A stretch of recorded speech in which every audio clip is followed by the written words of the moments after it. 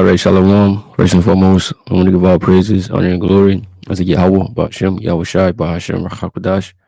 The honors unto the apostles and the elders, the great millstone. Peace and salutations unto the Akim, and to the elect that are scattered across the four corners of this earth, preaching this truth and faith in all sincerity. I'm the brother Shamala from GMS Houston Camp, and this lesson is going to be entitled As in the Days of Noah. And this title comes from Luke, the 17th chapter, right, the 26th verse, Salaki. All right, dealing with what was going on during his time, right, that it's going to be the same way in these days, okay? And, we all know about what happened in the book of Genesis, which I'm just going to grab a couple of precepts from that. Um, During, the time of Noah and how that the Most High, right, brought the flood and basically destroyed, everybody, right, except for 8 souls. And, the Lord brought great judgment, and it's called the first death. And this is the power or the God, right, that we are dealing with. All right. And this is one of the many reasons, all right, why he was called Allah Shadi. Okay. And which means a demon like terrible power. So the Lord will judge people in a terrible, terrible way. All right, and he's known for it. When you read what I think it's Psalms 9 and 15, something like that, right? It said that the Lord is known, by the judgment in which he executed. All right. So, like I said, this is the power that we're still dealing that we are dealing with. Right? And the world is they're oblivious and ignorant to the fact, of who he actually is. All right, but the Most High is gonna get active again, and he's gonna put his name back out there. All right, just like he did in ancient Egypt, he's gonna do it in his new spiritual Egypt. But this is Luke 17 and 26. It says, "And as it were in the days of Noe," talking about Noah. All right, so shall it be in the days of the Son of Man. So as it was in the days of Noah, so shall it be in the days of Yahushua. Right, Yahushua. This is who is referring to, right? When it says the Son of Man.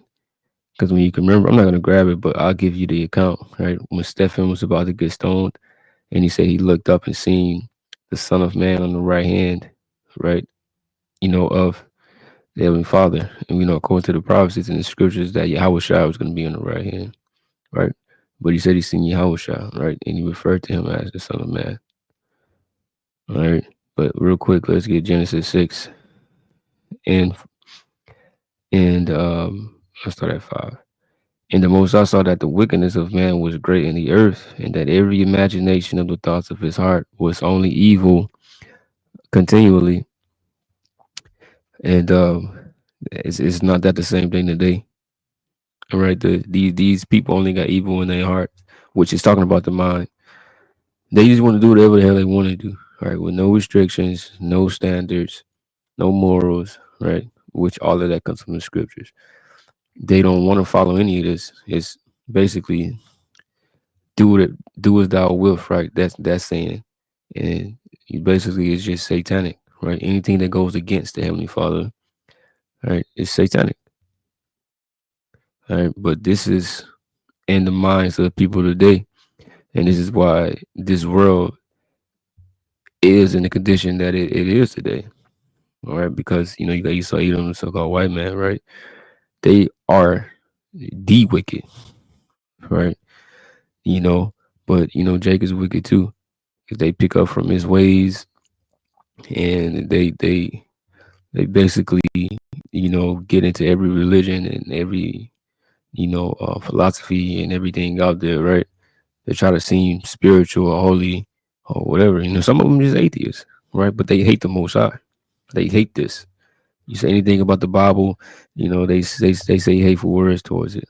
Right? Old man wrote it, or I don't believe that we gotta be subject, right, to a higher power. This and that, yada yada yada, right? They have no fear. So no fear translates into their actions, and that's why they live the way that they live upon the planet Earth, right, in the ungodly way.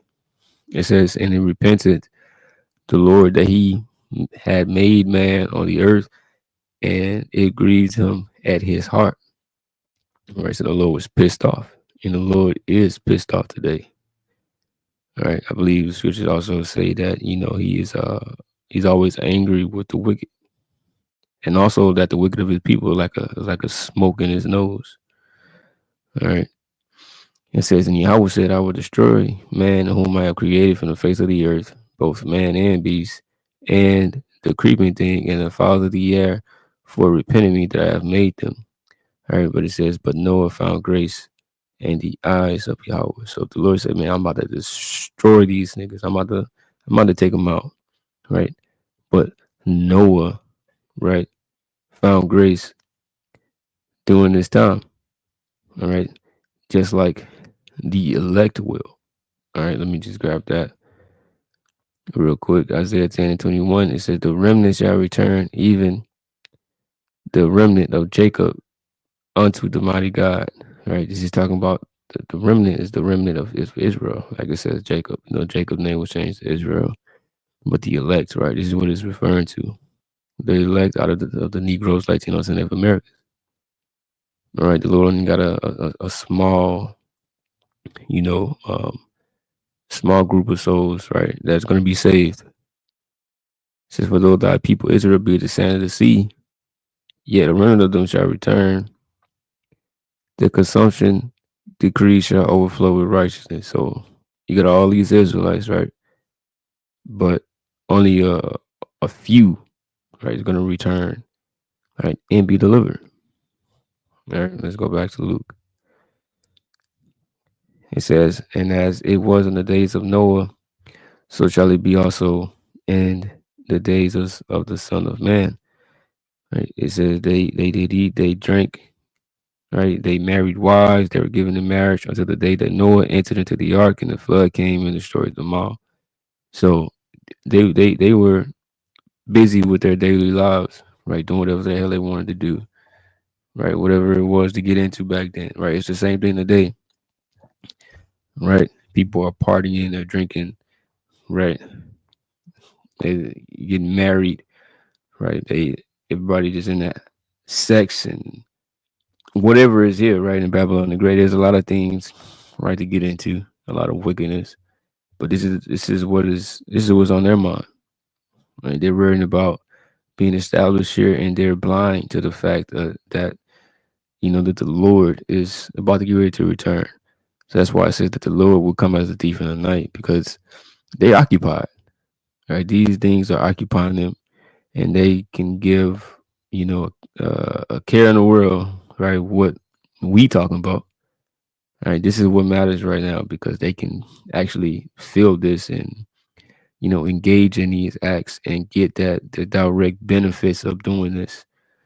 All right, it's the flesh. They just give in to it, right? But it said to the day that Noah entered into the ark and the flood came and destroyed them all. So they were doing all of this, and the day that the flood came, it ended all of that, right? Because it never rained back then. So as soon as they felt that one raindrop, it was over with. I'm like, oh shit. When Noah said it, man, Noah, right, was telling the truth. Okay, because Noah was preaching. All right, when you go to 2 Peter 2 and 5, it says, and spare not the old world, but save Noah, the eighth person, a preacher of righteousness, bringing in the flood upon the world the ungodly. So what was he preaching? Right, he was preaching about the destruction that's about to come at that time, and what the Lord was about to do. Right, the spirit, right, whatever words that the Lord gave to him through the Spirit. All right, he was going into that. All right, because he's seen that the lifestyle, that they were living. Okay, and Noah was separate from all of that. Right, and he preached against it.